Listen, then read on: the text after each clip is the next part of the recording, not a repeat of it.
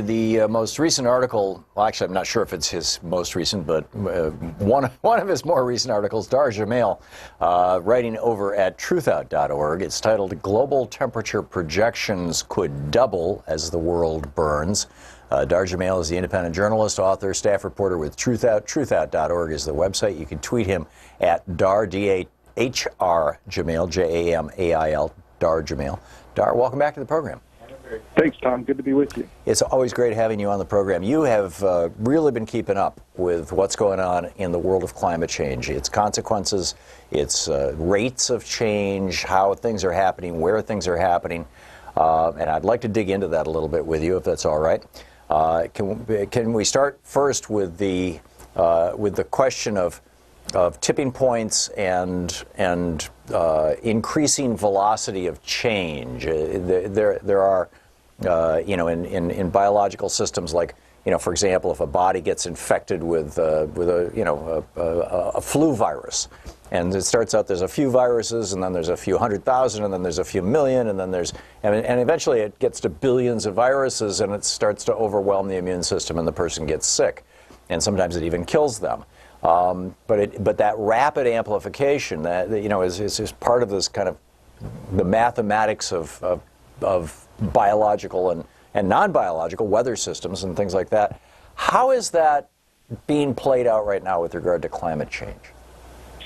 I think almost as usual, we can look up to the Arctic to see some of the more dramatic examples of that in the most recent months, where, for example, there was a cyclone up there that occurred in June that was one of the largest ever to hit in the Arctic, and also coming unusually early. And this comes on the heels of a spring where in the Barents Sea alone, that giant area this past spring lost 30% of its ice in just an 8-day period.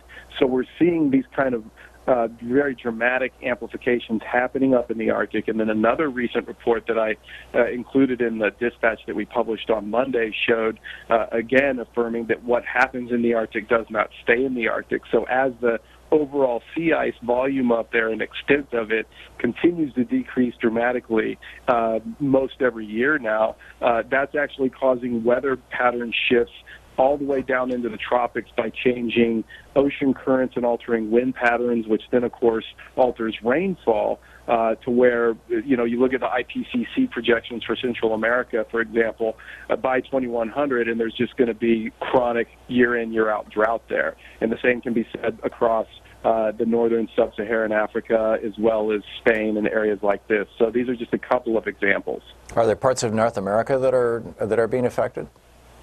Without a doubt. Right now, half of the United States are in extreme drought. And as a result of that, in California, in the San Joaquin Valley, another study just came out and showed that parts of the San Joaquin Valley have already sunk 30 feet just since the 1920s because of so much groundwater is being pumped out of the aquifer, which essentially works as their savings account of water. Normally, there's enough rain and snowpack that's sufficient for agricultural irrigation, but there's so little of that now since NASA announced a few years ago California is most likely entering a period of mega drought, meaning a multi-decadal drought. And in fact, what's so alarming about the amount of groundwater they're doing to make up for it, the groundwater pumping they're doing to make up for the lack of natural water from normal weather patterns, that actually there's also parts of the San Joaquin Valley that have shrunk, that have dropped literally physically 3 feet just over the last 2 years alone. I believe that California, and I'm guessing you probably know these statistics better than me, that when you're looking at food eaten by humans, as opposed to grains that are fed to animals or are exported, like soybeans, which could either be used as livestock feed or to make into tofu, that stuff is grown in the Midwest, but that the vegetables and fruits that we actually eat, that humans actually eat, the vast majority of my recollection is it's over 90% of the at least domestically produced fruit and vegetables are coming from California. If we lose those food-producing areas because they just run out of water, what happens?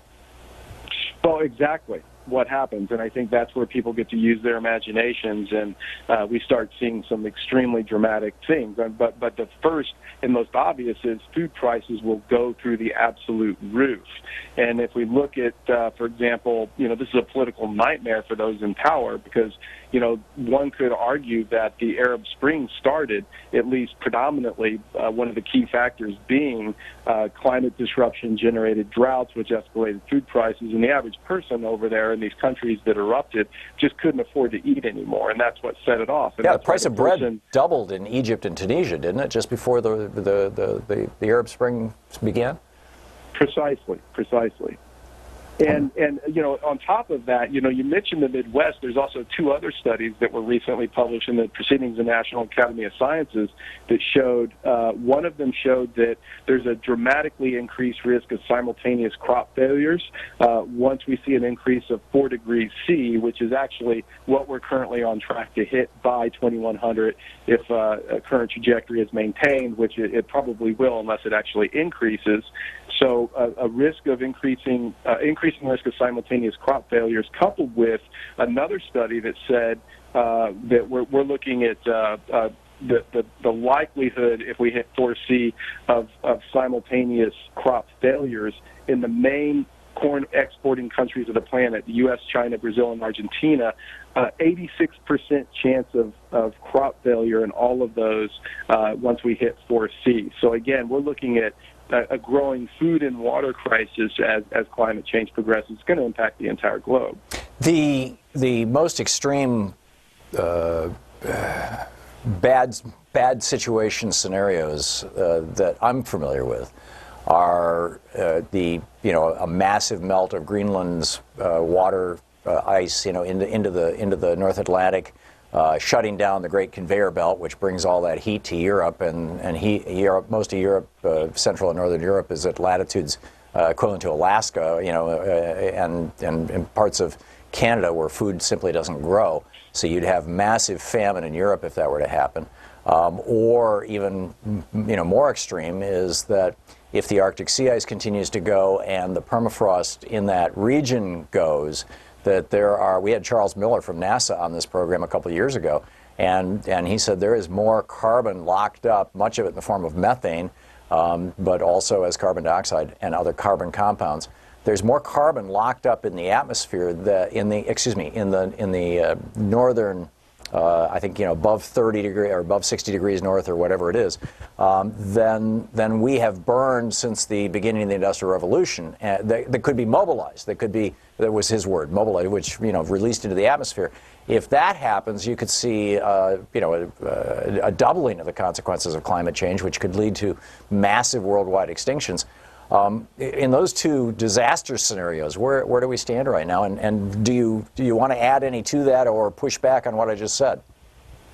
Those are my concerns too, and I devoted an entire chapter in my forthcoming book to methane up in the Arctic simply because of that, and cite often that Charles Miller study that you referenced. And those are two very, very real scenarios, and they're both very, very concerning to me because both of the factors leading up to those eventualities are unfolding and increasing on a regular basis. So the Atlantic Mariel-Diurnal ocean circulation current that you referenced in regards to the melting of the Greenland ice sheet, there's been recent studies come out that show that is actually now slowing down hundreds of years ahead of schedule than studies that had referenced the same thing that came out just a couple of years ago. That's how fast this is speeding up. And then up in the Arctic, we look at the Barents. Literally right now, this month, there's people tracking the heating of the Barents Sea up in the Arctic, underneath which we're already seeing major methane releases starting to happen, methane plumes starting to come up. So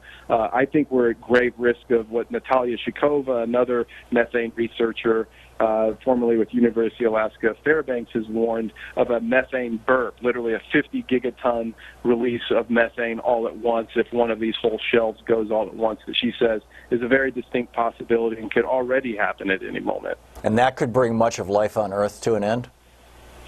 It would add so much. It would literally do what you just warned, but in a matter of minutes. It would release an amount of carbon, CO2 equivalent into the atmosphere that would speed things up so dramatically that, there's, at that point, it's survival mode. There's no mitigating it. There's no stopping it. So, yeah, that literally would alter life on the entire planet in a matter of minutes, and that's a very real possibility, and that's in a peer-reviewed, scientifically published study and has been for years now. Dahr, tell me about your book. I didn't know you were writing a book on climate change. When's it coming out, and what's the title, or are you not yet there?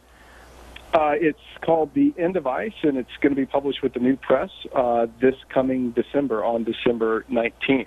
So, yeah, it's a book that really dives into a lot of these things that we've talked about, as well as then really how to kind of compose ourselves as humans. So the title is The End of Ice. The subtitle is Bearing Witness and Finding Meaning in the Path of Climate Disruption. That's great. And be sure to remind us when it comes out. I want to get you on to promote it. And if a blurb for me helps at all, let me know if there's anything I can do. This is the issue. Obviously, there's a bunch of them, but this is the issue of our day. We're talking about the survival of life on Earth. Dahr Jamail, independent journalist, author, staff reporter at truthout.org. You can tweet him at Dahr, D-A-H-R, Jamail, J-A-M-A-I-L, at Dahr Jamail. Thank you, Dahr. Thank you, Thom. Great talking with you. We'll be right back.